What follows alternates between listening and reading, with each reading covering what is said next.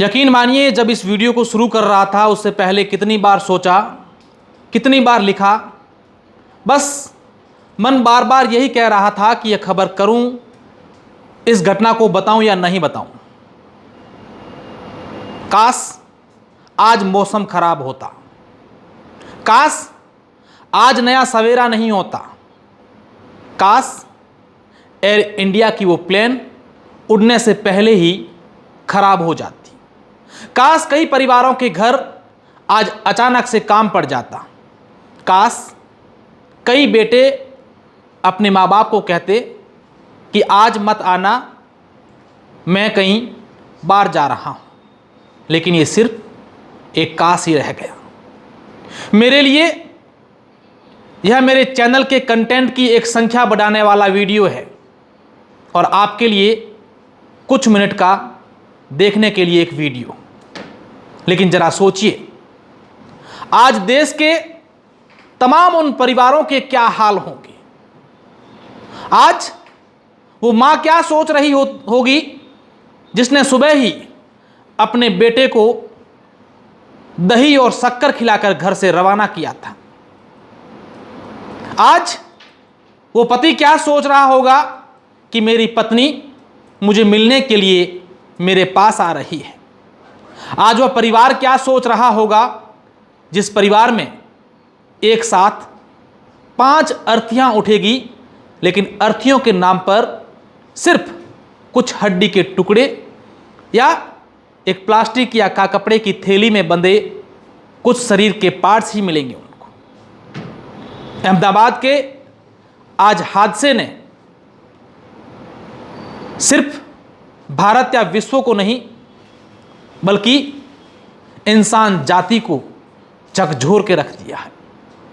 एक ऐसा हादसा जो कभी नहीं भूलने वाला है।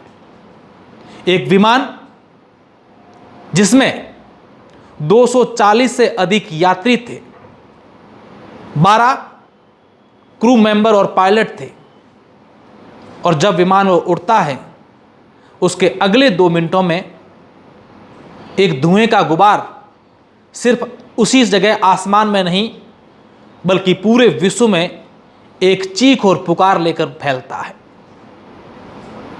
हर कोई व्यक्ति चिल्ला रहा होता है कि इन्हें बचा लो, आगे आओ, पकड़ो, बाहर निकालो।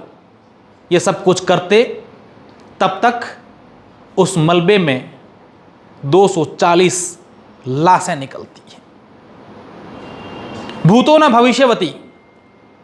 हमने इस प्रकार के हादसे के बारे में ना कभी सुना, और आज पूरा देश यही दुआ कर रहा है, पूरा विश्व यही कह रहा है कि ऐसी घटना हम लोग सुने, देखें, उससे पहले हम अंधे और बहरे हो जाएं। जब इस घटना को सबसे पहले सुना गया कि अहमदाबाद के सरदार वल्लभ भाई इंटरनेशनल एयरपोर्ट पर एयर इंडिया का एक विमान उड़ते ही 2 मिनटों में क्रैश हो गया है, तब सब लोग यही प्रार्थना कर रहे थे, यही दुआ कर रहे थे कि काश मरने का आंकड़ा शून्य हो, लोग घायल हो। सबसे पहले खबर आती है कि उसमें 50 लाशें निकली है।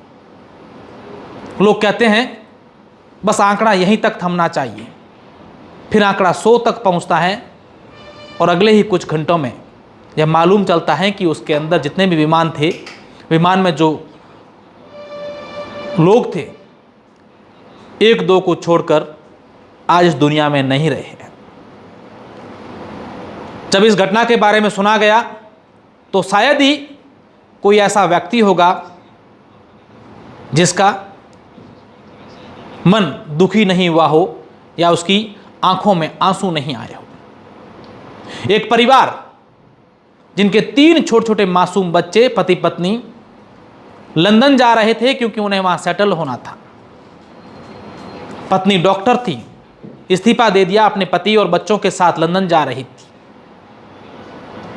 एक बेटी अपने घर से कल विदाई लेकर रवाना हुई थी अपने पति से मिलने, क्योंकि उसकी शादी 5 महीने पहले हुई थी और उसका पति लंदन में रहता था। एक युवक लंदन में अपना बिजनेस करने जा रहा था। एक बड़ी होटल में काम करने वाले कुक अपना घर चलाने के लिए मजदूरी करने लंदन जा रहे थे। एक बुजुर्ग दंपत्ति अपने बेटे से मिलने लंदन जा रहे थे। दो दोहितियां अपनी नानी का बर्थडे मनाकर वापस अपने घर जा रही थी। एक भाभी अपने देवर की शादी संपन्न होने के बाद एक 1.5 साल की मासूम बच्ची के साथ वापस अपने परिवार के साथ जा रही थी। लेकिन उनके तमाम वो सपने जो उन्होंने लंदन जाने के लिए सोचे थे, वो धरे के धरे उस अहमदाबाद की आसमान में रह गए। किसी ने फोटो अपलोड किया, किसी ने रील बताई कि आज हम लंदन जा रहे हैं, लेकिन उनकी वो आखिरी तस्वीर बनकर रह गई। जिस राज्य में हादसा हुआ है, किसी ने सोचा नहीं था कि उसी राज्य के पूर्व मुख्यमंत्री इसी हादसे का शिकार हो जाएंगे। आज पूरा देश दुखी है, व्यथित है। होने को कोई नहीं टाल सकता, लेकिन जीवन में कभी कभी ऐसी घटनाएं या खबरें हो जाती हैं जो हर किसी को दुखी कर जाती हैं। हादसे रोजाना होते हैं, लेकिन कुछ हादसे ऐसे होते हैं जो जिंदगी भर उन हादसों को हम भूल नहीं पाते हैं। आज अहमदाबाद की इस घटना के बाद देश के प्रधानमंत्री से लगा करके हर नेता, मंत्री, अधिकारी, हर व्यक्ति ने अपना दुख प्रकट किया है। अहमदाबाद के सिविल हॉस्पिटल में उन बॉडीज़ को ले जाने के लिए वहाँ तमाम जो उपकरण थे वो कम पड़ गए। सब्जी वाले या हाथ ठेले वाले लोग अपने ठेले लेकर के आ गए कि इस पर डाल दो, हम अंदर पहुँचाते हैं। न जाने इन बॉडी में उनके परिवार को, लोगों को सुपुर्द करने से पहले कितने बॉडी की डीएनए जांच करवानी पड़े। न जाने किनका अंतिम संस्कार होगा। न जाने कितने लोग ऐसे हैं जिनके अंतिम दर्शन उनके परिवार के लोग कर पाएंगे। ये दृश्य, ये फोटो, ये तस्वीरें हृदय विदारक हैं। आप और हम सब इन तमाम जो इस हादसे का शिकार हुए हैं, उनकी आत्माओं को शांति देने के लिए भगवान से प्रार्थना करते हैं और ये दुआ करते हैं कि जीवन में कभी भी इस प्रकार के हादसे हमें सुनने और देखने को नहीं मिले।